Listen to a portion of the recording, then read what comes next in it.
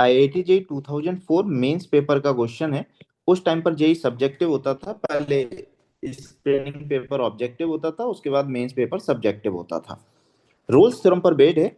इस टाइप का एक question JEE advance 2015 and JEE advance 2017 में भी आया था। दोनों क्वेश्चन को हम लोग एलएमबीटी की हेल्प से भी सॉल्व कर सकते हैं। ये देखने में काफी डिफिकल्ट एंड कैलकुलेशन इंटेंसिव लगता है, बट यदि हम केयरफुली करेंगे तो इजीली सॉल्व कर सकते हैं। एंड इस टाइप का क्वेश्चन जेई मेंस में भी आराम से आ सकता है।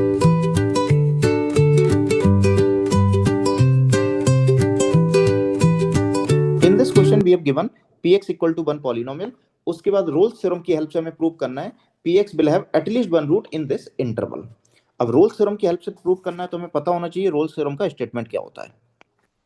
रोल्स थ्योरम का स्टेटमेंट होता है एफ एक कंटिन्यूअस फंक्शन है close interval A comma B में, डिफरेंशिएबल है open interval A comma B में, and F A F B दोनों इक्वल आ रहे हैं।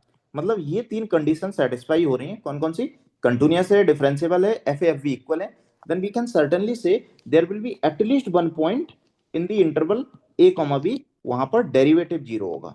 अब डेरिवेटिव जीरो होने का मतलब क्या होता है? डेरिवेटिव का रूट मिलेगा इस इंटरवल में, डेरिवेटिव का रूट मिलेगा इस इंटरवल में। अब इस स्टेटमेंट को हम लोग इसके साथ कनेक्ट करते हैं।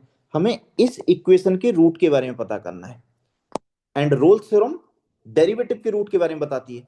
हमें इसके रूट के बारे में पता करना है, तो ये क्या होना चाहिए? डेरिवेटिव होना चाहिए। यदि ये डेरिवेटिव होना चाहिए तो फिर फंक्शन क्या होगा? फंक्शन इसका इंटीग्रेशन होगा। तो हम लोग एफ एक्स को लेट करेंगे, let F X equal to integration of P x.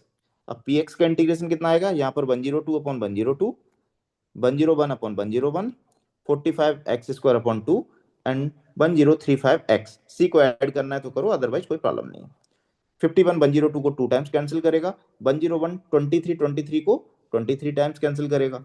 तो यहां से हमारे पास पी एफ एक्स आ जाएगा एक्स की पावर 102 अपॉन 2 माइनस 23 एक्स की power 101 minus 45 X square upon 2 plus 1035 x.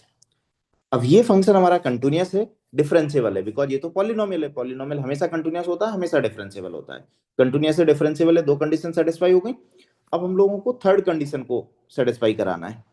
यदि वो हो रही है तो प्रूफ हो जाएगा, नहीं हो रही है तो कुछ और ट्राई करेंगे। किस इंटरवल में यूज करना है? 45 की पावर 1/100 46 में, मतलब ए की वैल्यू ये है, बी की वैल्यू ये है। यदि आप एक्स की जगह पर इस वैल्यू को पुट करोगे तो एफ ऑफ 45 की पावर 1/100 ऑटोमेटिकली आपको जीरो मिलेगा। सिमिलरली 46 को पुट करोगे तब भी आपको जीरो मिलेगा, मतलब F of A F of B दोनों इक्वल आ रहे हैं, है ना। तो यहां से तीनों कंडीशन सेटिस्फाई हो गई। कंटिन्यूअस डिफरेंशिएबल है, एफ ए एफ बी दोनों इक्वल आ रहे हैं। So we can certainly say there will be at least one point C in the interval 45 की पावर 1/100 46। वहां पर क्या होगा? डेरिवेटिव जीरो होगा। किसका? एफ का, मतलब एफ डैश सी जीरो होगा। अब एफ डैश सी क्या होगा? इसका डेरिवेटिव। इसका डेरिवेटिव क्या आएगा? ये आ जाएगा। इसका मतलब पी एक्स का एक रूट डेफिनेटली मिल जाएगा हमें इस इंटरवल में। तो यहां से इजीली प्रूव हो गया। बट क्वेश्चन ये, क्या हमें इनको पुट करके ही चेक करना पड़ेगा डायरेक्टली? उससे तो काफी लेंदी होगा, है ना। तो यदि आप थोड़ा सा दिमाग लगाओ तो इस कैलकुलेशन से बच सकते हो। कैसे? आपको माइंड में क्लिक करना चाहिए कि उन्होंने ये 2023 45 51 1035 यही नंबर क्यों लिए। जेई एडवांस स्पेसिफिकली इन नंबर्स का ध्यान रखता है ना। तो कुछ ना कुछ तो उनकी थॉट प्रोसेस रही होगी, या तो फैक्टर वगैरह बन रहे होंगे या कैंसिल हो रहे होंगे, तभी उन्होंने इस टाइप की नंबर ली। और मोस्ट ऑफ द टाइम आपको ऐसा ही मिलेगा, ऐसी नंबर मिलेंगी जिनकी या तो फैक्टर हो रहे होंगे या फिर कैंसिल हो रही होंगी। तो जानबूझ के वो लोग ऐसी नंबर लेते हैं। तो यदि आप थोड़ा सा ध्यान से देखो, हम लोग इन दोनों में से x की पावर 101 को कॉमन ले सकते हैं, फैक्टर करने का ट्राई करते हैं सो दैट कैलकुलेशन से बच सकें। x की पावर 101 यदि मैंने कॉमन ले लिया तो पहले वाले ब्रैकेट में बचेगा x अपॉन 2 और दूसरे वाले ब्रैकेट में बचेगा 23, x अपॉन 2 माइनस 23। हम लोग एलसीएम ले लेते हैं, तो यदि एलसीएम लोगे तो x माइनस 46 अपॉन 2 हो जाएगा। तो ये बन जाएगा हमारे पास ब्रैकेट के अंदर x माइनस 46 अपॉन 2, मैंने बाहर लिख दिया। अब देखो ऑटोमेटिकली 46 वाला फैक्टर जनरेट हो गया यहाँ पर। सिमिलरली इन दोनों को क्लब करते हैं। यदि इन दोनों को क्लब करोगे तो ये 45 से डिविजिबल है, माइनस 45 एक्स कॉमन ले रहा हूं मैं, माइनस 45 एक्स कॉमन ले लेंगे तो पहले वाले ब्रैकेट में बचेगा 1 अपॉन एक्स अपॉन 2 एंड दूसरे वाले ब्रैकेट में बचेगा 23, दूसरे वाले ब्रैकेट में 23 बचेगा, x अपॉन 2 माइनस 23। अब हम इसका एलसीएम ले लेंगे तो ये बन जाएगा x minus 46 upon 2, x minus 46 upon 2, ये भी बन गया। इन दोनों में से 45 x कॉमन ले लिया, इन दोनों में से x की पावर 101 कॉमन ले लिया। अब दोनों ब्रैकेट में से x माइनस 46 कॉमन आ जाएगा, तो x माइनस यदि हम 46 अपॉन 2 कॉमन ले लेते हैं, इनफैक्ट x भी आ जाएगा, तो x माइनस 46 अपॉन 2 ये मैंने कॉमन ले लिया। तो पहले वाले ब्रैकेट में बचेगा x की पावर 100, क्योंकि ये 2 कॉमन ले लिया, ये फैक्टर कॉमन ले लिया एंड एक x भी कॉमन ले लिया, तो पहले वाले में x की पावर 100 बचेगा एंड दूसरे वाले में से ये कॉमन लिया, ये कॉमन ले लिया, ये कॉमन ले लिया, तो 45 बचेगा।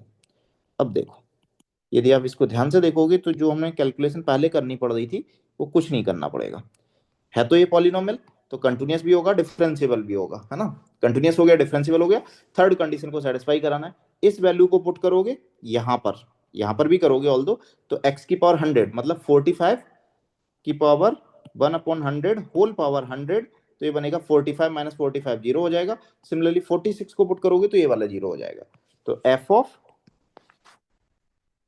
45 की power 1 upon 100 equal to zero आ रहा है एंड f ऑफ 46 भी जीरो आ रहा है। Hence we can certainly say there will be at least one point, at least one x in this interval a comma b, a की value है 45 की पावर 1 अपॉन 100 एंड b की है 46, where f dash x zero हो जाएगा। अब f dash x zero होने का मतलब 51x की पावर 100 एंड 1 माइनस 23 x की power 100 minus 45x plus 1035 will be zero. तो ये इजीली प्रूव हो जाएगा। तो जब भी जेईई एडवांस के अंदर इस टाइप की नंबर इन्वॉल्व होती हैं तो आपको ऑटोमेटिकली क्लिक करना चाहिए कि यहाँ पर नंबर का काफी ज्यादा रोल होगा। मतलब इस तरीके से नंबर देते हैं वो लोग, सो दैट आप उनको फैक्टराइज कर सको, कॉमन ले सको